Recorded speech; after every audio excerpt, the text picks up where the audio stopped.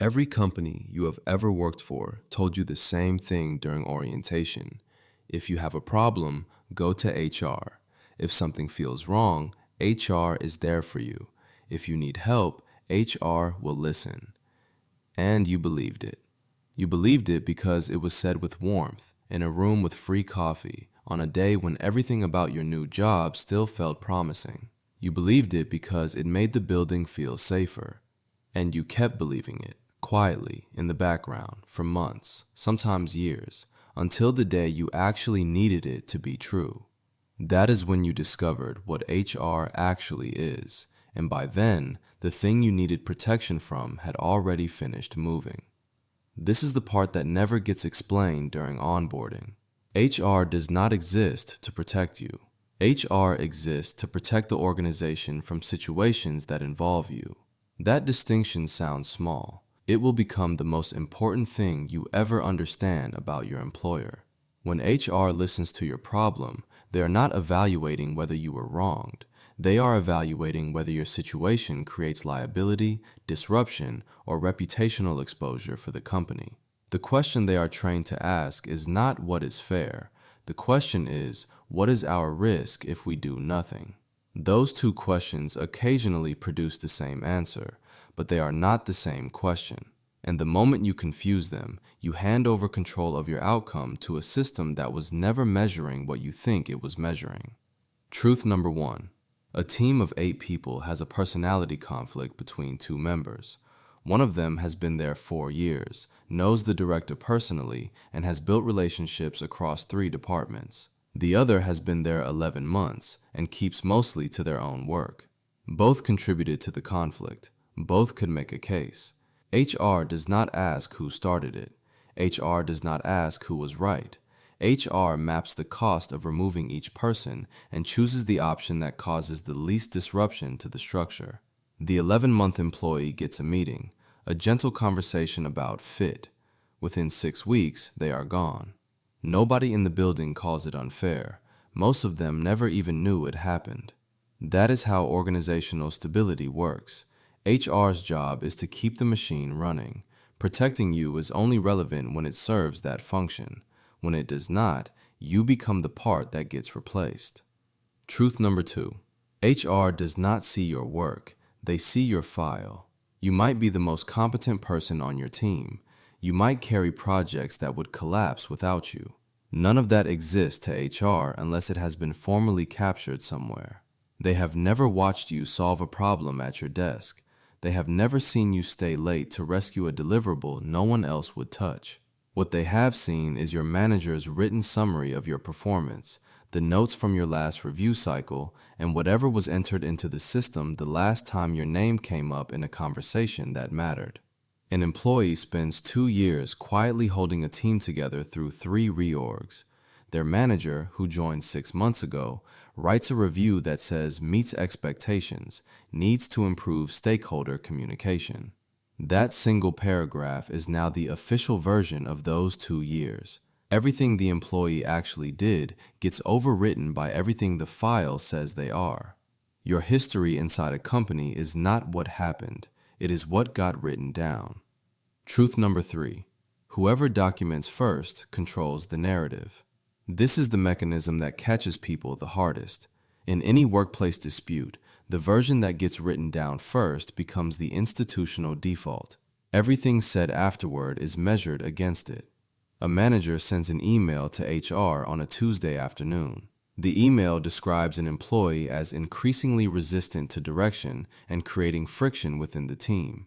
The employee, who believes the disagreement was a single conversation about a deadline, has no idea that email exists. They do not contact HR until Thursday.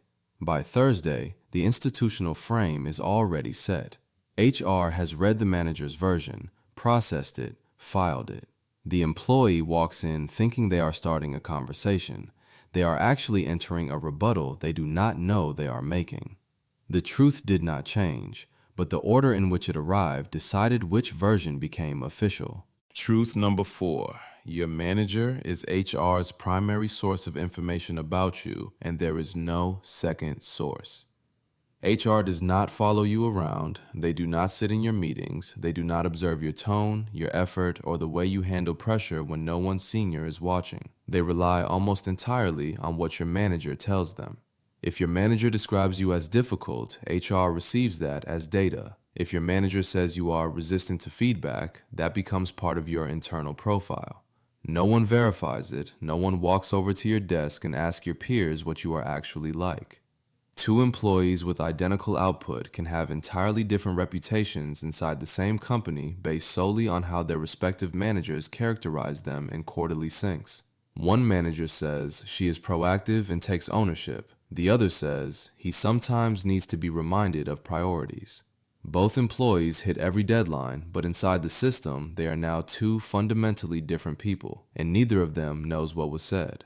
That is how most reputations are built inside organizations, not by what you do, by what someone else says you do in a room you were never in. Truth number 5, HR processes complaints as risk events. When you file a complaint, you expect an investigation driven by the question, what happened and who was wrong? What actually happens is a risk assessment driven by the question, what is the company's exposure if this escalates? An employee reports that their director made a demeaning comment during a team meeting. 3 other people were present. HR schedules an intake call. The HR representative listens carefully, types, nods, says, I understand and I appreciate you sharing this. Then asks a series of questions that sound supportive but are actually scoping legal exposure. 4 weeks later, the employee receives a message saying the matter has been addressed. No details, no outcome shared. The director's behavior does not change. Nothing was broken, nothing was ignored. The system processed the complaint exactly as designed. It measured the cost of acting against the director, measured the cost of doing nothing, and chose the path that protected the institution at the lowest price. Truth number 6. An employee applies for an internal transfer. They meet every listed qualification. They have strong reviews. 2 people on the receiving team have already told them they would be a great addition. They submit their application and wait. The rejection comes 11 days later. Polite, 1 paragraph. We have decided to move forward with a candidate whose profile more closely aligns with where the team is heading at this time. They ask their manager what happened. The manager says they are not sure. They ask HR for specific feedback. The response is, it came down to overall alignment. There is nothing to appeal, nothing to address, nothing to point to and say, this is where I fell short. Because the language was selected precisely to prevent that. Fit is unquantifiable. Alignment is subjective. Right time is untraceable. These phrases do not describe decisions, they seal them. The real reason could be anything. A comment from a talent review 6 months ago, a director who already had someone in mind, a flag in the system that no one told them about. They will never know. And the vocabulary exists to make sure they never can. Truth number 7. Before your first performance review, before your first conflict, before you even know there is a system evaluating you, your reputation inside the company has already started forming. It begins the week your manager first mentions your name in a leadership meeting. Not your work, your name. The way they describe you, the adjective they reach for. Sharp, solid, still getting up to speed, tends to push back. Whatever phrase gets chosen enters the institutional air and does not come out. It gets repeated, it gets shortened, it gets absorbed by people who have never spoken to you and never will. A director hears your manager say you are a little resistant to feedback during a quarterly talent review. That director now carries a fragment of you in their memory. When your name comes up 6 months later for a stretch project, that fragment activates, not as a thought, as a feeling, a slight hesitation. I don't know, are we sure about them? The project goes to someone else. Nobody tells you why. Nobody can tell you why, because the reason is not a decision anyone made. It is a residue that accumulated without a single document, a single meeting, a single piece of evidence you could ever point to. And it is already too late to correct, because you cannot argue against something that was never formally said. Truth number 8. You get called into a meeting with your manager and an HR representative. They slide a document across the table. Performance Improvement Plan.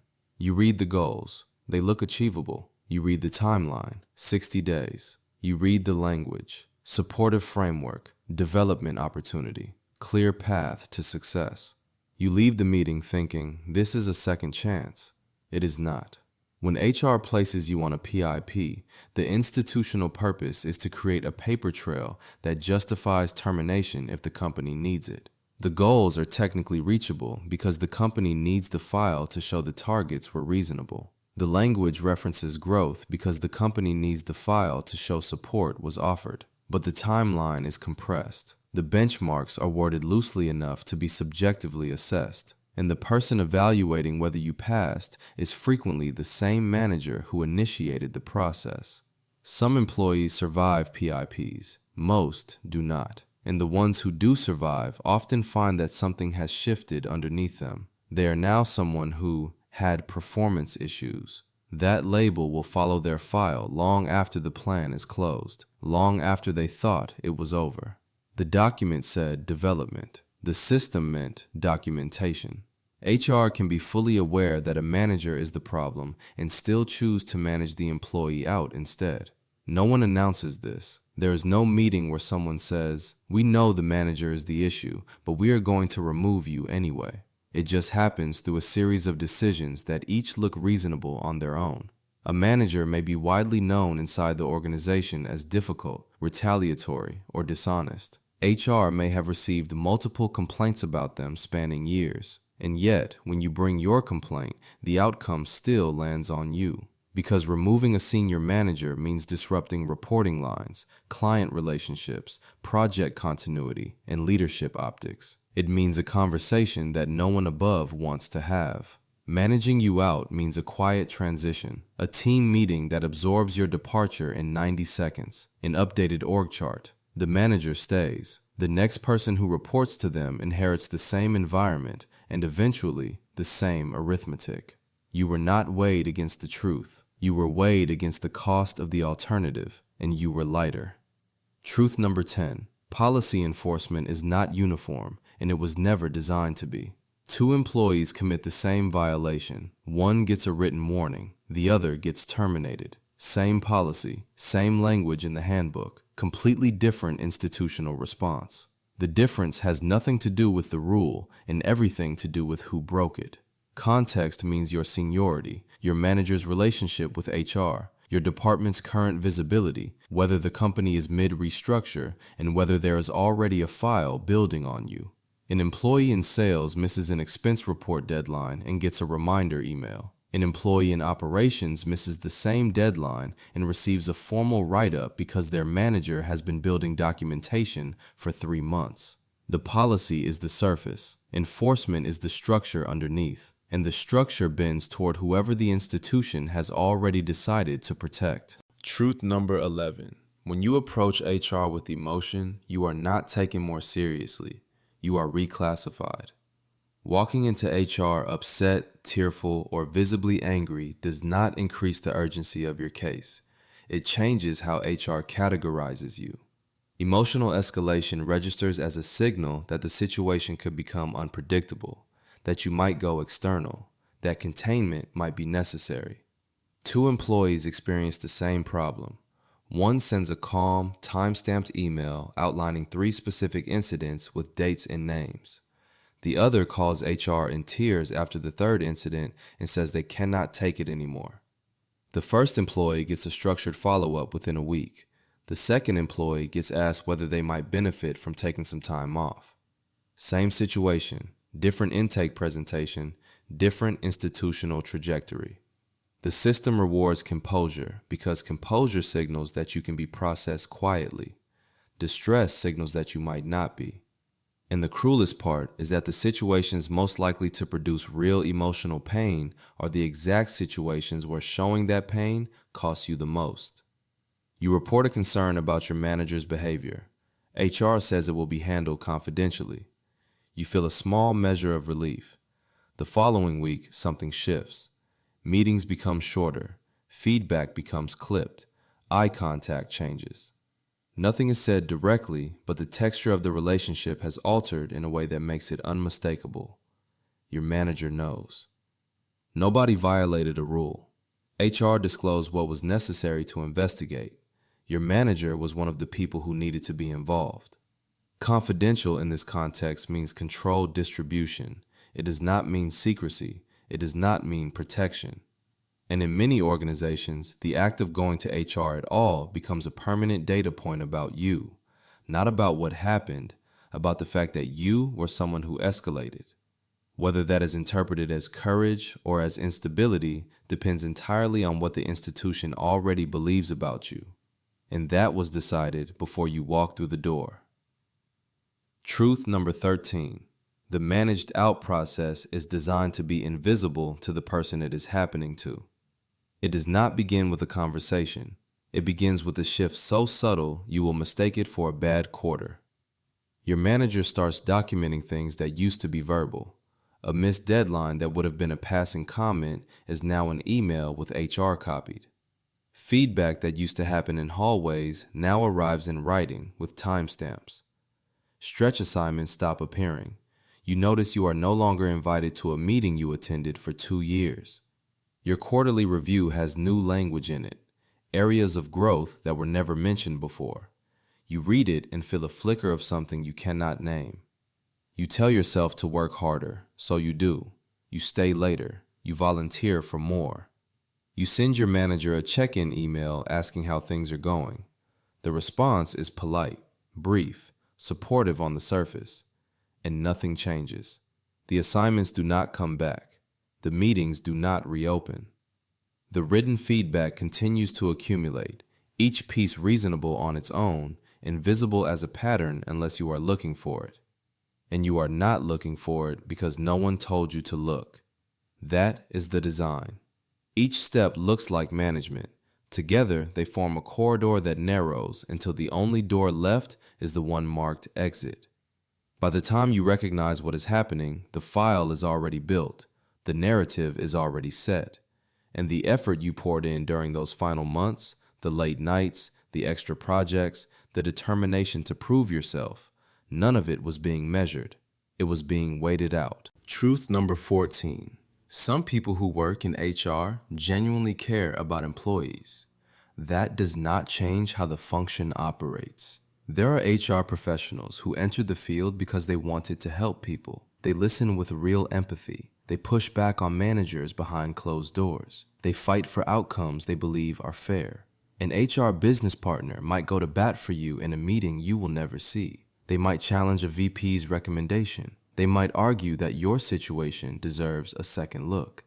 And they might still lose. Because the VP says the team cannot absorb the disruption right now.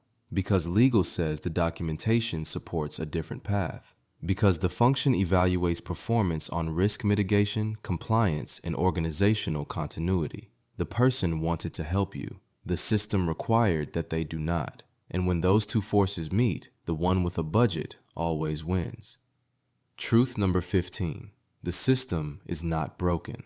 Every piece of it performed. It assessed risk. It deferred to documentation over testimony. It used language designed to close doors without leaving fingerprints. It weighted institutional cost over individual fairness. It protected the organization at every decision point, including the ones that involved you. That is not a malfunction. That is the architecture working as drawn. The gap that damages people is not between what the system is supposed to do and what it did. The gap is between what you believe the system was for and what it was actually built to do. And that gap does not close just because you see it now. It stays open. You just learn to stop falling into it. So what do you do with this? You stop expecting HR to be your ally and start understanding them as a function with inputs and outputs that follow a logic you can learn. You document everything, not out of paranoia, but because the system runs on paper, and you are either feeding it your version or letting someone else write yours for you.